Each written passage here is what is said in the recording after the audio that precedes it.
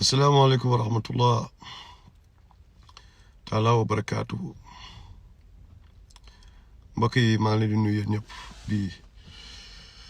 di baalu ak ci retard bi bon xaw na tardé tuuti par rapport ak waxtu bi ma joxe woon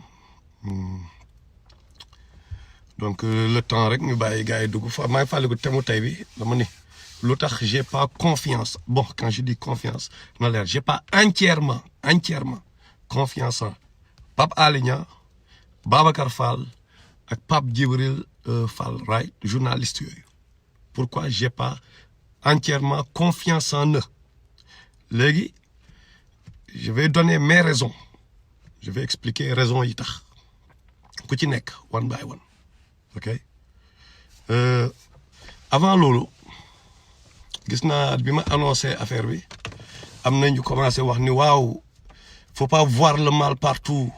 nangam critique yi commencé dama leen di fàttali benn mbir parfois aussi ce serait bien nit ñi ñëw ne ma tu avais raison il y a 5 ans jaajëf baxaw wala il y a 10 ans de cela li nga waxoon dëgg la am na lu bari luñ fi wax loo xam ni xam nga nit ñi plus tard gis nañ ko donc moo tax am na yoo xam tàmm nañ ko rappel bu ndaw rek Macky Sall Omar Sarr Macky Sall biñ ko élire en 2012 nii la demee jour biñ ko élire j'étais le seul à taxaw ne leen wallahi vous venez de commettre l'erreur de votre vie fan laa ko tegoon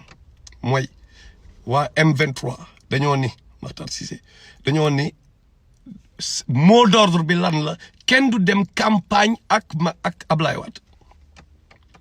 loolu moo doon mot d'ordre M23 Macky Sall yoxosu ci suuf dem campagne électorale moo ko kii mu dem jaar fi mu war a jaar gis ngeen moom la population yi xamoon moment boobu mu nekk président ma ni kii c'est un traître ak yeneen ñoo xam ne Seydou Gueye invité woon nañ ko suñu rajo mu fay wax ay contradiction ay affaires yu doy waar la fa doon teg ñoom grand Alseynou Ba yéen a ngi fàttaliku grand Alseynou deuxième tour may leen dem leen ngeen voté Ablaye Wade ngeen reconduire Ablaye Wade moo gën ngeen kii benn Macky Sall bu rajeunir vous vous rappelez bien grand Alseynou Ba bu One Africa dina seede loolu ci rajo bi ak ñi doon déglu jour boobu vous me disiez non Matar grawul xam nga l'essentiel na fi Wade jógee nangam l'histoire m'a-t-il donné raison ou non donc muy benn ñaar Y'en a marre 2014 2015 bi ñu ñëwee fii ñu ñëw ma xool seen comportement yéen ñëpp yéen a nga naan vraiment Y'en a marre yéen ñëpp ngeen topp ci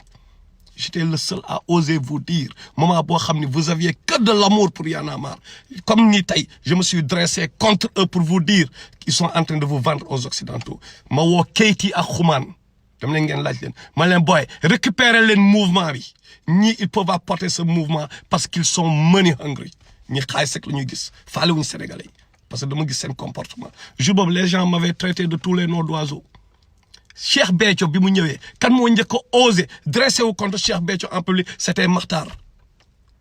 tey joxu leen Aïda Diallo jour boobu yéen ñëpp dañ doon saaga ñëpp di kii tey Aïda Diallo est un problème pour vous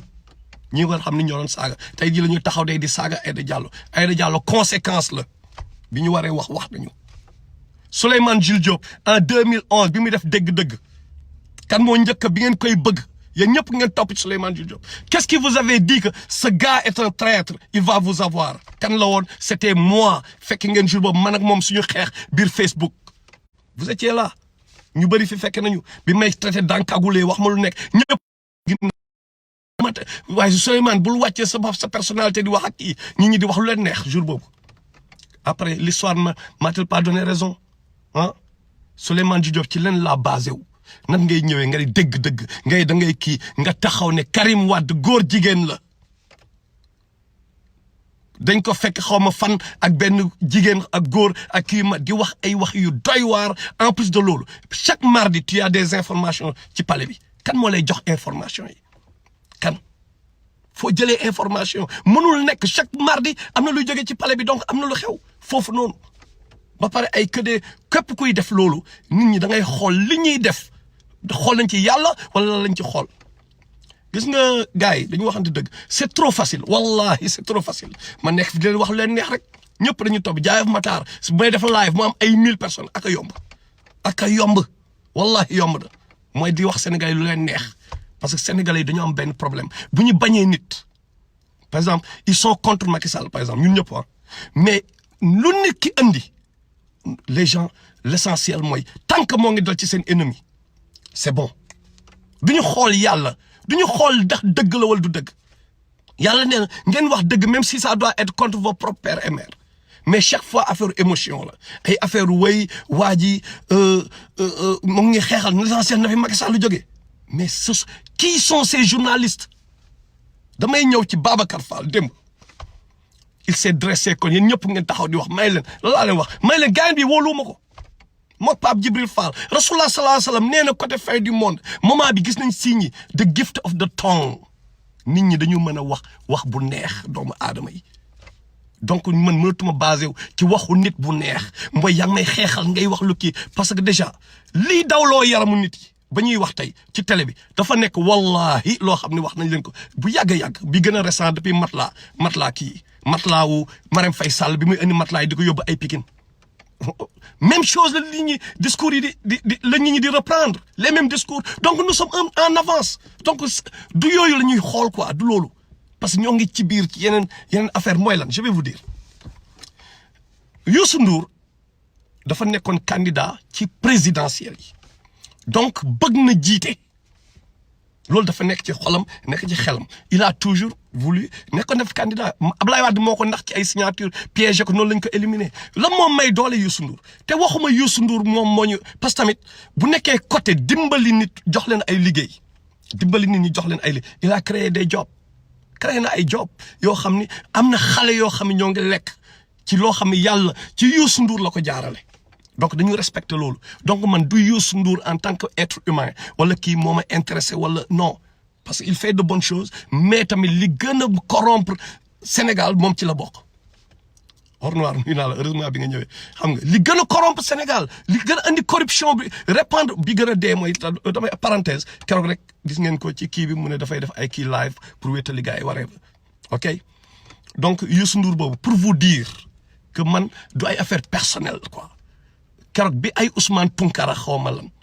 mooy sa connard la ngeen excusez-moi le terme parce que waa jooju damay ressentir sax mépris pour tout turam wallahi laa wax taxawee di dal ci famille naan ay Birane Ndour yaayam ak Youssou Ndour kii Viviane dafa kii dem ne xool am na journaux ñu ko reprendre dama taxaw ma xeexal Youssou Ndour ma ne non ñun ay jullit lañu tamit mënuñu ñëw di saltel ñoo xam ne yàlla dafa ne lëndëm da siy génne leer mu génn ci lëndëm loolu laa waxoon Souleymane Jules Diop kan moo la ne même bu fekkee ni loo xam ne tegoo ci bët ngay wax Viviane Wade même tubaab la bu dekkee tubaab nga koy wax yu ñaaw mën na am yàlla génn ci moom leer kii Karim Wade boobu mu doon wax ay góor jigéen la amin amoo preuve waroo ñu dara même chose bu ñu waree taxaw ñu xeexal dëgg dañ koy xeexal que ça soit mu jóge ci Youssou Ndour ak ku mu mënta jóge mais tamit nit ñi dañ leen di juger parce que ñun peuple bi moo ñu intéressé mënoon naa fi ñëw nag ma toog comme ni ma leen ko waxee sànq ma wax leen lu leen neex kese wallahi parce que xam naa nu ñu koy waxee rappeur laa woon xam naa nu ñuy bindee ay texte laaj leen Iba tem moo doon sama fort mooy lan la ñuy wax booy loo xam ni buñ ko waxee rek gars yi ñu naan mais pourtant c'est dëgg la moo ngi nii mais instant bu ñu toogee duñ ko gis tant que waxoo ko duñ ko gis ban année ñun lañ leen doon wax waxi Facebook ban année moment boobu internet bi kiiwul donc on a toujours essayé d'être en avance sur le peuple d'anticiper sur les événements te entre parenthèses gars yi ñoo ngi naan waaw tu vois le mal partout grand nangam gisagu leen dara Raoul le professeur Raoul wóoluwuma ko te suba naa leen wax lu tax j'ai pas confiance au professeur Raoul bi nga xam ne mooy star bi ñëpp a ngi naan jaajëf Raoul te naa leen démontrer lu tax léegi ma ñëw ci mbir mi donc Youssou Ndour était candidat au présidentiel donc il aspire à diriger et tout right. Mais parallèlement, il a un business qui s'appelle des business, qui s'appelle RFM, qui s'appelle TFM et qui s'appelle qui bon li ko global mooy IG kii nu mu tudd encore seen kii bi rek seen kii bu mag bi mooy GFM ok. Maintenant parallèlement Youssou Ndour dafay collaborer ak Macky Sall te yéen Sénégalais yi yéen a ne Youssou Ndour dafa yoreel dëkk bi ay taxes du fay taxe. yéen ne Youssou Ndour day dugg ci ay maguy yéen Sénégalais yéen a wax mais pourquoi instant bi amul problème donc c'est parce qu'il collabore avec Macky Sall du dëgg parce que moom Macky Sall ñoom ñoo nekk maintenant bu fekkee moom Macky Sall ñoo nekk moom am na ay failles yu mu bàyyi am na yu mu war a defu ko yoo xam ne yoon mën na dal si kawam est-ce que ça l'arrange que Macky Sall daanu président boo xam ne day wax nañu ubbiwaat dossiers yi képp ku yoral réew mi na nga ñëw tey da ngay fay comme ñoom Youssou Ndour yooyu est-ce que ça l'arrange pas donc quelque part Youssou Ndour am un Babacar Fall un Pape kii Fall ñu bàyyi leen foofu ci appareil ñu bàyyi leen fa ñu nekk fa di fonctionner nekk genre contre-pouvoir mais qu'est-ce qui se cache derrière c'est quoi le plan exactement waxuma nag ñoom personnellement la mën na am Babacar Fall Pape Djibi Fall Pape kii Fall mën na am ñoom sax xamuñu comment ils sont manipulés mën na am dama ni mën na am ñoom sax xamuñu ok donc nan ngay ñëwee xam nañ ni jamono ji même rasulullah sallallahu alayhi wasallam yàlla mi moom asamaan ak suuf ak lépp guerre yi day wax ni xat sahaaba yi cotiser leen gis ngeen Tabuk dafa ni ñëpp ku nekk na indi li mu am ngeen indi ñu jënd ay armes ñu dem guerre yi yàlla moo wax loolu de te moom or yeeg jamaa yeeg lu nekk asamaan ak suuf mais mu imposer sahaaba yi pour ñu cotiser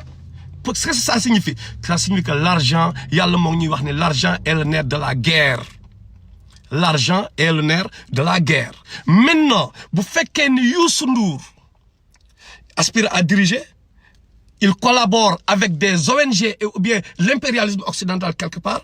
parce que jamonoy Wade nous savons que c'est avait des lobbies occidentaux yu nekkoon ci ginnaawam moo ko mayoon doole moo tax il était le plus médiatisé au niveau international il était plus médiatisé que ñëpp ñu nekkoon candidat jamono yooyu loolu ñëpp fact la dafa leer right kooku yow mënoo sax gérer tourisme xam nga say capacité fan nga xalaat nekk président mais lan moo la poussé ci ginnaaw première question lan moo poussé Youssou Ndour yan force ñoo ko daan essayer d'être ñun nous allons te soutenir moom kese la moo dem de son propre chef wala dafa am force yu nekk ci ginnaaw mooy lobby yooyu ñuy wax lëmbe adduna bi instant bi ñaari la benn la ci maintenant man Makhtar ma tudd Babacar Fall ma nekk journaliste est-ce que am naa pour parce que je suis pertinent je suis engagé wala whatever am naa pour may Youssou Ndour doole boo xam ni parce que xam nañu l'argent comme je l'argent est le nerf de la guerre waxuma laa nga am ay médias bu nekkee man askan wi rek moo ma tax a xeex mais est-ce que man war naa liggéey boo xam day gën a may Youssou Ndour doole comme ça élection yi di ñëw moom mu mën a def lu ko parce que xam ngeen Sénégal nu ñuy voter le vote c'est sentimental on corrompt les populations pour ñu voter leen sa population lan la ñu gis Youssou Ndour may nañu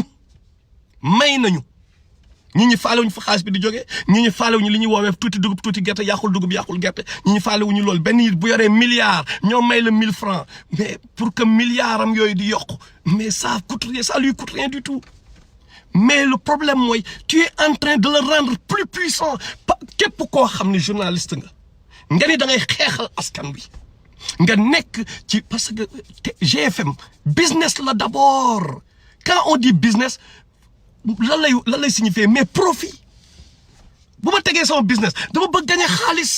moo tax ma teg business moo tax yéen ñi fay liggéey ma leen di fay moo tax may def tout Sénégal yëpp la TFM dafa am doole GFM dafa am doole biir Sénégal donc même Macky Sall a peur de Youssou Ndour quelque part parce que Youssou Ndour li mu yor comme appareil moo doy waar te loolu moo tax tey jii ba ma newee ay kii j'ai pas confiance à kii ñu bëri di jëm a dal sama kaw parce que lan la quelque part nax nañ la yéen ñëpp ay victimes ngeen ñu ci gën a bëri bokk ay victimes lañu ils comprennent même pas ce qui se passe faut pas penser ñooñu je dis pas peut-être ils ont de bonnes intentions ces journalistes là et man loolu laay jàpp quoi seen intention rafet na baax na bëgg nañ dimbali réew mi mais malheureusement mënoo nekk di rendre l'ennemi du peuple parce que Macky Sall est l'ennemi du peuple nu mu nekkee ennemi du peuple mais li gën a doy waar mooy collaboration ak tubaab yi nga xam ne ils veulent que notre perte Youssou Ndour nekk son collabo ba pare yow ngay gën a rendre Youssou Ndour puissant bi ko gën a may doole di ko gën a may xaalis mais gars yi xeexaloo ma parce que tu es en train de rendre mon ennemi de lui donner toutes les armes possibles pour que moom mu gën ma mën a pérenniser wala mu mën a maintenir dans le sous-développement donc amin dafa leer quoi dafa leer gars yi bu ñu bëggee job pourquoi ñëppay taxaw naan Sidi Lamine Niass waxoon na ko bàyyi na leen fi benn héritage muy Walfadjri kenn ci ñoom doo gis mu liggéeyee fa ñan laay gis ñu fay deewoo ñoom saa njóogu comédiens yi ñoom saa njóogu ñooy deewoo au moins créer seen TV di wax dëgg alors que journaliste professionnel yi am nañu mais ñëpp Walfadjri école la woon mais xam nga la moo tax loolu parce que amul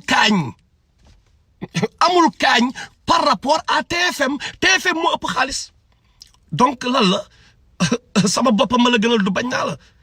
gars yi dañuy job foofu mais parce que moo ëpp xaalis Youssou Ndour li muy fay ñeneen ñi duñ ko fay c'est tout ku ci nga xam ne yow patriotisme kese moo la tax a jóg ah yow bëgg Sénégal rek moo la tax a jóg wallahi doo faale xaalis bi di nga dem nga xooli fan la dëgg bi nekk nga liggéey foofu pour gën a may dëgg bi doole mais les gens ne le font pas ils ne le font pas donc le problème est là dañuy ñëw te ñun dañoo wax dëgg yàlla xam ñu dañuy ñëw parfois di critiquer peuple sénégalais man je suis jamais d'accord man dama ni gars yi amu leen pour critiquer sénégalais yi quoi parce que mais depuis le début même journalistes ils sont ñëpp laa ci boole parce que ñoom ñëpp ci l'ensemble peuple lañ bokk depuis le début ñun ñoo ngi nax sénégalais yi ku ñëw nax sénégalais yi boobu ba léegi ñoo ngi leen di nax quoi donc ñooñu mënoo leen critiquer quelque part parce que ay nan la leen naxee mooy télévision yu am doole ay y a des du n'importe quoi ñëpp daal appareil lépp luy arme boo xam ne dina mën a jaxase bopp nit ki ñoo ngi koy utiliser contre ce peuple là dañu dem sax ba jël du n'importe quoi xool leen ti affaire mbër yeeg yooyu ah xool leen tey jii même Youssou Ndour bi ni muy génnee benn son ne woo gaay ci corona bi dajale boy lan lay woy yee xale yi réew mi nii laa ko bëggee xale yi réew mi kan moo jiite affaire moom ak Awadi kan may Awadi mooy ki nga xam ne dafa woote Sankara studio Sankara ne moom sankariste la paradoxalement day collaborer ak ambassade de France paradoxalement moom ak ambassade de France ak tubaab bi ñooy liggéey n'est-ce pas donc mënoo ñëw tudd Sankara les assassins de Sankara ñooñu ngay ñëw di collaborer ak ñoom après ñooñu ñooy ñëwaat tey naan leen xale yi réew mi nii laa ko bëggee nga sacrifier xale yi réew mi ba pare wala nga bokk ngay collaborer ak ñiy sacrifier xale yi réew mi mais y a un problème les amis Pape Alé Niang il fait un bon boulot wax dëgg yàlla il fait un bon boulot xam nga moo ngi mais man Matar bon boulot mënul basé teg kese comme à la soleil ci dénonciation kese quoi mënul nekk quoi pour man chaque fois parce que Sénégal léegi lii may nit ki doole mooy tant que yaa ngi mën dénoncer ah tant que yaa ngi mën a def ay déclaration incendiaire tant que yaa ngi mën di saaga dañ dem ba saagakat sax day nekk star au Sénégal saagakat dëkk jullit ñu ne saagakat yi nekk ay star nous devons nous poser des questions genre ay Assane Diouf nekk star ci ay saaga ñu dem par exemple yenn gars comédiens yi Sénégal mais gars yi théâtre yi ñëpp ay saaga grawul les gens deviennent des stars par lu bon quoi xam nga léegi dénonciation moom la gars yi jël tant que yaa ngi mën dénoncer par exemple moo tax may leen gis nga gars yi pour ma neex leen yéen pour ma neex leen ak a yomb mën naa ñëw créer gars yi ñun ñëpp dañoo yeewu mën naa ñëw créer ne démb palais bi waaye mais document yaa ngi nii xaw leen xoy tegaat démb Macky Sall parce que dañoo bañ da ngeen bañ Macky Sall n'est-ce pas mais Macky Sall lii la def sosal ko noonu lañ koy vérifier mais tant que gars yi affaire bi ça leur plaît mooy seen ennemi ñoo ngi koy dal le sa jaajëf waay après live yi xam ñaa lay nekk ay 1500 personnes ñooy taxaw di seetaan mais jour du jugement dernier lan moo ma ciy dal yàlla bu may créer est-ce que di ngeen fa nekk non mais tamit pourquoi ça marche c'est la question que nous devons nous poser parce que sénégalais ñun loolu lañ bëgg léegi ñun lépp lu ñu bëgg mooy gars yi nañu waxante dëgg mooy lu bon rek mooy siw léegi lu bon rek mooy siw wala nit kuy wax lu bon rek mooy siw day am benn temps entre parenthèses lii amul rapport mais expliqué maa ngi ñëw ci Pape Alé Niang benn jigéen bu nekk États-Unis defe naa bu tudd genre rangul la xaw ma lan genre yooyu la quoi xaw ma dañ ma woon affaire bi pour waa bataar woo nga wax ci may leen def leen nag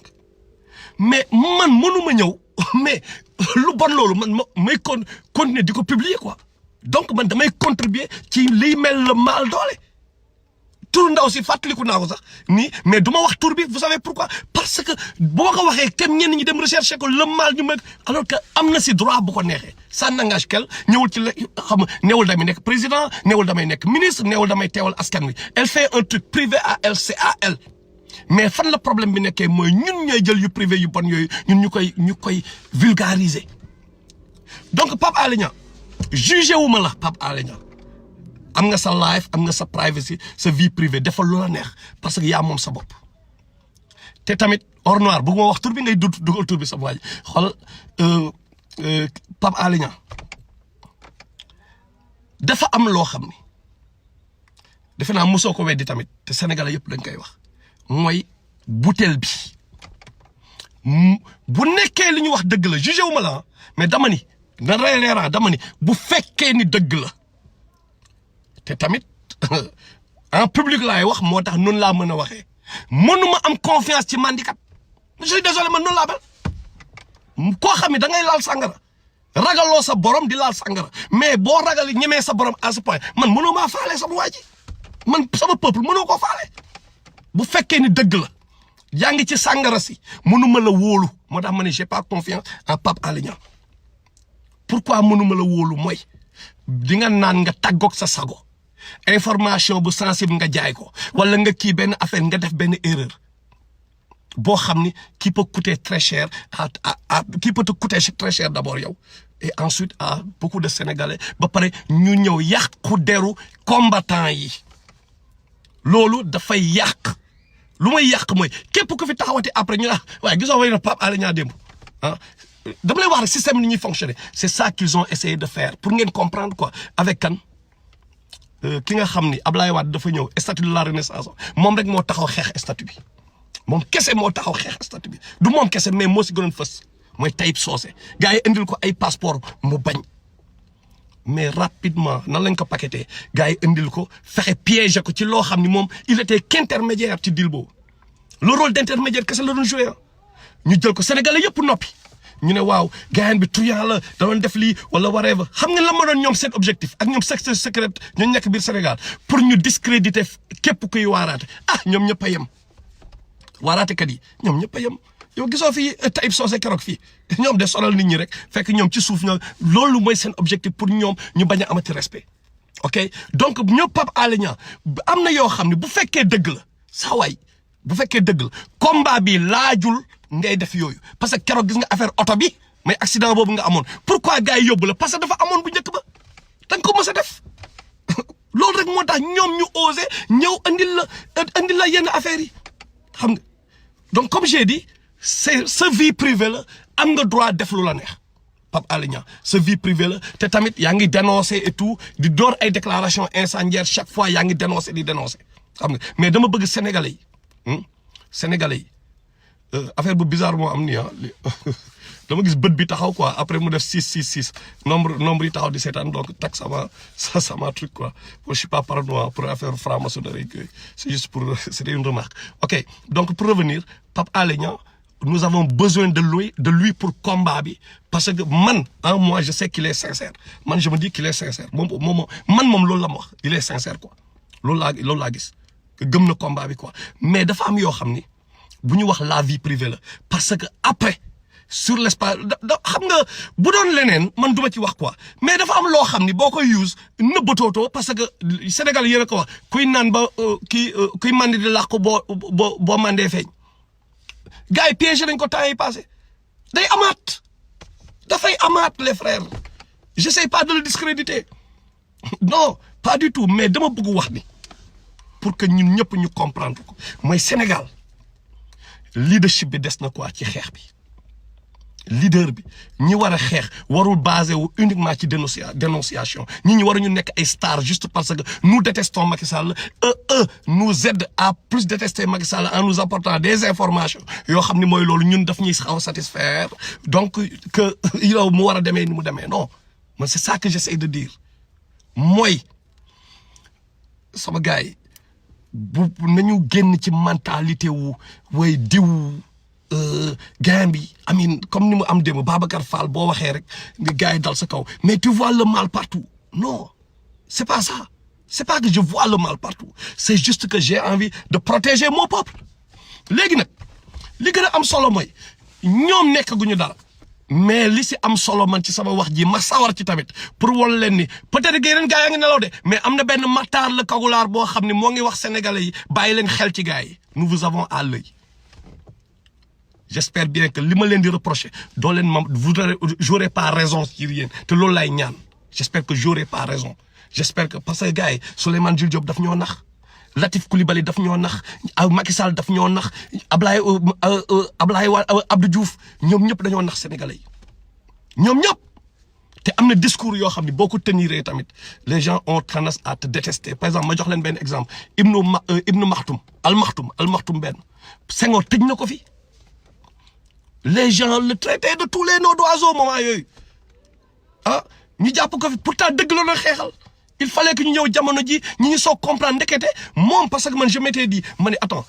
en 2019 2017 18 2000 bi muy décédé année bi muy décédé ma ni gars yi man de je suis en train de revisiter l'œuvre d'Al Maktoum parce que képp koo xam ne ennemi Senghor nga woon mais normalement yow am na lu nekk ci yow quoi automatiquement j'ai commencé à boo leen scroller ci suuf di ngeen gis li ma leen di wax ni lan la ban année la mooy juste avant muy décédé je vous l'avais dit may leen il faut revisiter son œuvre parce que Senghor ñun boobu ay xale lañu suñu papa yi dañ leen a nax système bi dafa nax suñu papa yi donc ñoom comprendre ñu woon réalité politique bi ak système bi nan lay fonctionner ñu nax leen ñoom ñu ci gën a bëri par rapport ak Al Maktoum par rapport ak Mamadou Dia dañ leen a nax donc ñun suñu génération ñoo war a ubbiwaat livre yi ñoo war a delloowaat histoire indiwaat histoire bi investiguer xool qu'est-ce qui s'est réellement passé donc c'était ça mon plan revisitons l'œuvre d'Al Maktoum parce que il était ennemi Senghor la woon Senghor jàpp ko tëj ko fi te doon attaqué ñu bëri aussi par malheureusement jamono yi la génn àdduna xam nga mais moment yi muy dund mooy li ñuy def tey moment yi muy dund mais tout le monde l'avait rejeté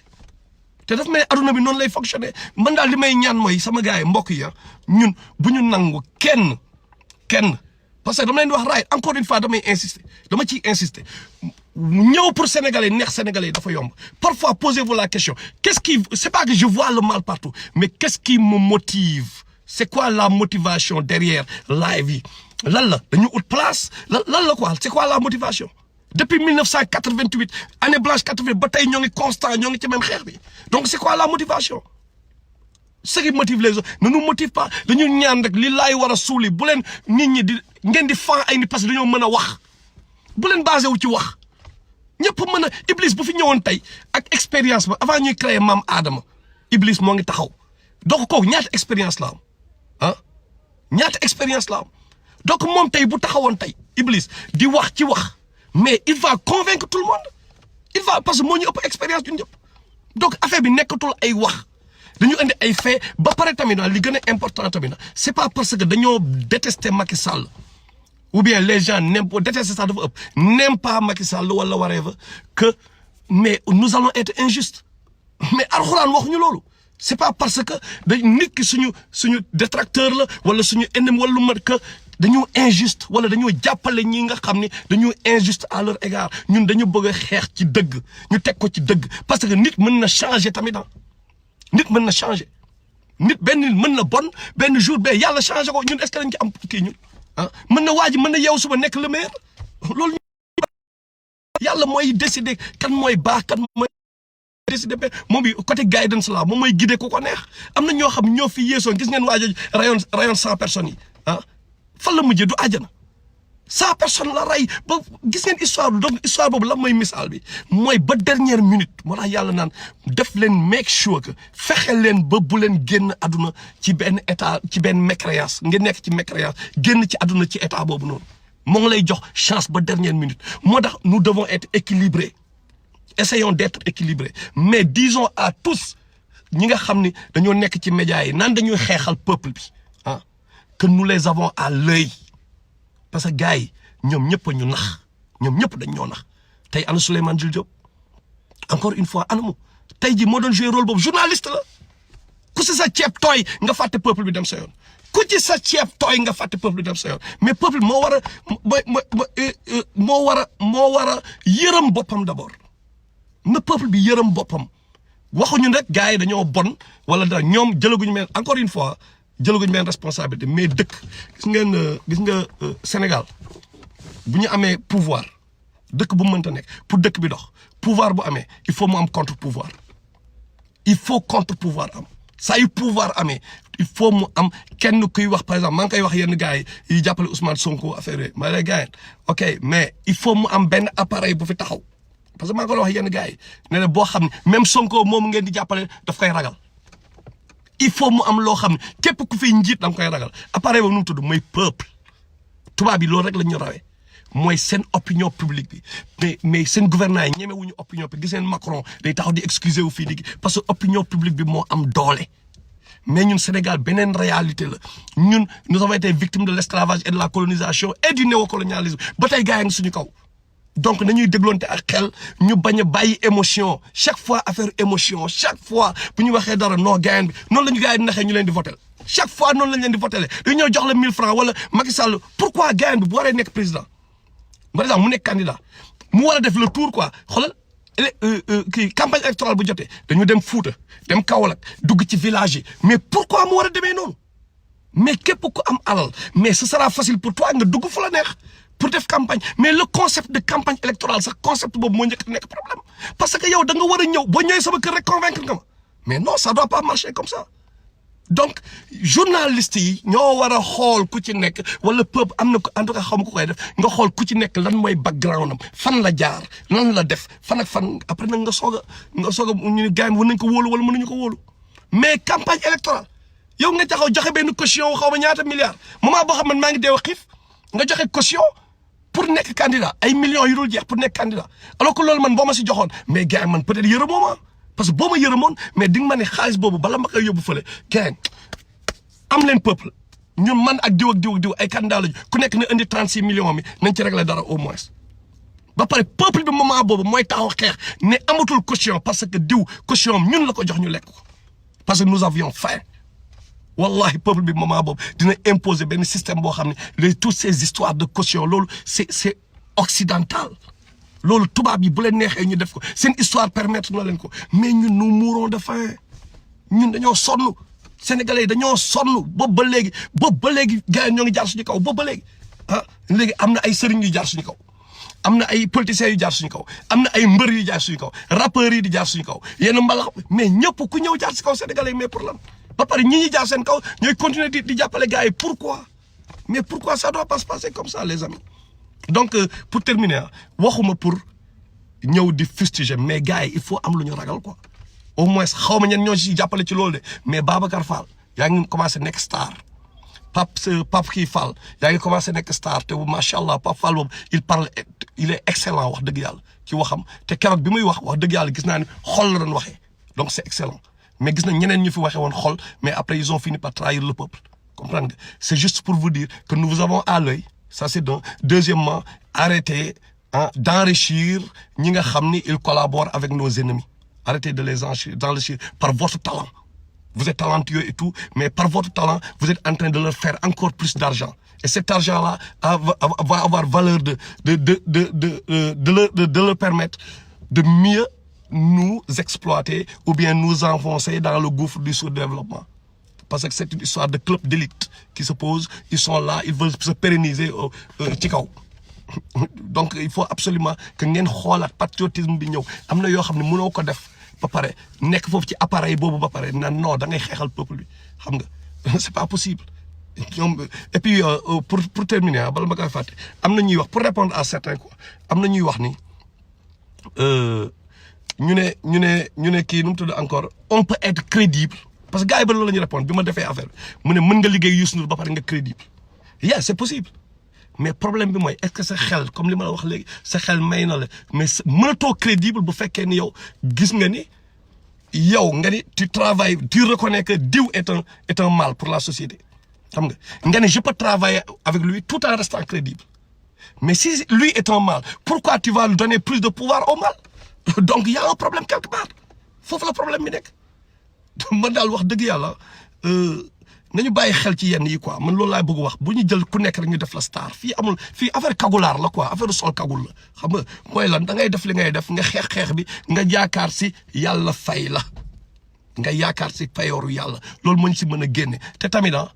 tout le monde sera responsable moment bi jour bi nga xam ni dans 50 ans les générations futures nañ ni booy paa yi en 2020 defuñu fi dara suñu maam yi commencé di ñu xas. nañu penser à l'héritage bi ñu nar a bàyyi les générations futures ñu bàyyi affaire émotion lu nekk émotion dañu bàyyi loolu s'il vous plaît léegi comme j'ai dit xam naa beneen dina leen jaaxal encore dañu naan Matar voit le mal professeur Raoul wóoluma ko te suba naa def beneen live ci li tax wóoluma le professeur Raoul loolu suba naa ko def xam nga bu yeboo gars yi gis ni ouais je vois le mal partout man encore une fois je préfère d'œuvrer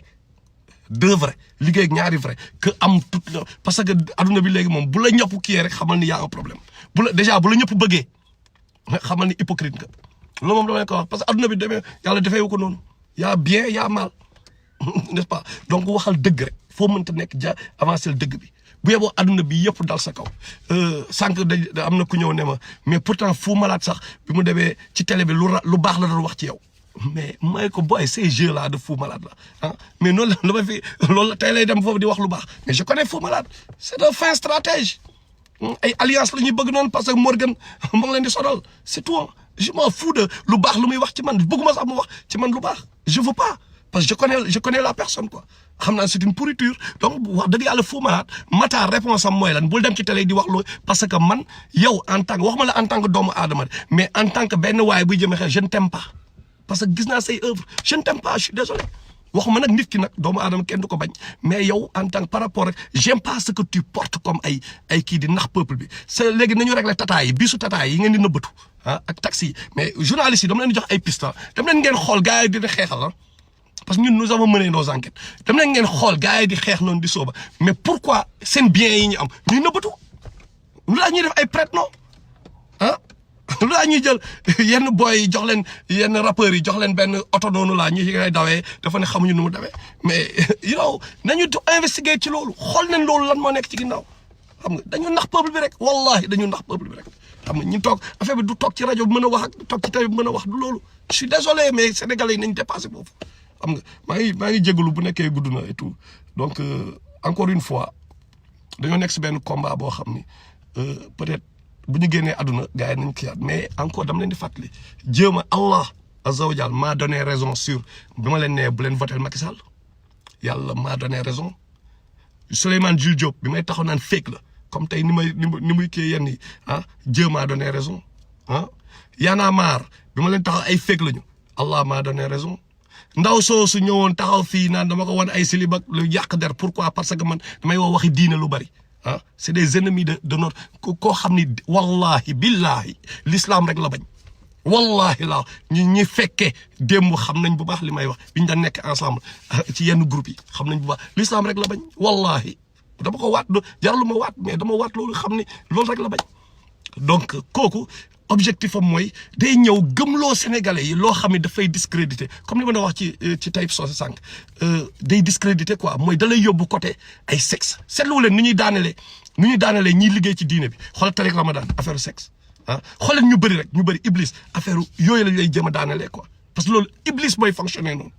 donc ñëw naan waaye dama ko wan ay silibak nangam ba léegi yéen a ngi gis dégringolade bi yàlla mooy wone boppam. yàlla mooy wane boppam am na lu sama professeur Fall di wax mooy kii di discipline de feu xam nga benn instant doo comprendre mais dañu dem yàlla di wane boppam xam nga ñu bëri fii ñoo xam ni wallahi wax naa leen yéen di wax c'est à que je déteste les gens ñenn ñi en tant que être humain mais c'est juste que je veux que peuple bi yeewu ci yenn yi te yéen ñëpp reconnaître ngeen ne Rapadio sur particulièrement man ak Iba affaire yi ñu def yu bëri ba tey da ngay def ne tey lañ ko génne. yàlla mooy guider nit ñi ci loolu en 2001 ñuy wax ci loo xam ni tey jii la ko gars yi di gis moo ngi daw ba léegi mais du woon ñun quand même parce que inspiration la xamuñu fu ñu jógee ñun amuñu ci benn contrôle mais peut-être am na loo xam ni xam nga mooy loolu xam nga donc moo ngi noonu daal Mariama Traoré nee na franchement tey moom ton titre n'a pas reflété ton corps tu cites des noms mais rien de concret. waaw loolu moom bon am nga si droit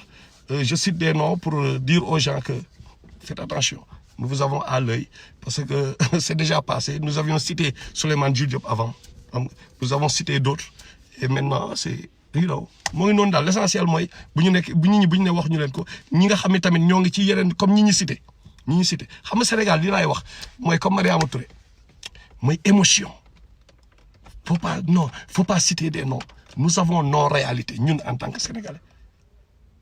bu ma fi teg benn affaire boo xam ni tout le monde doit dire non X lay waxal non Y lay waxal xam nga yow lan nga war a xool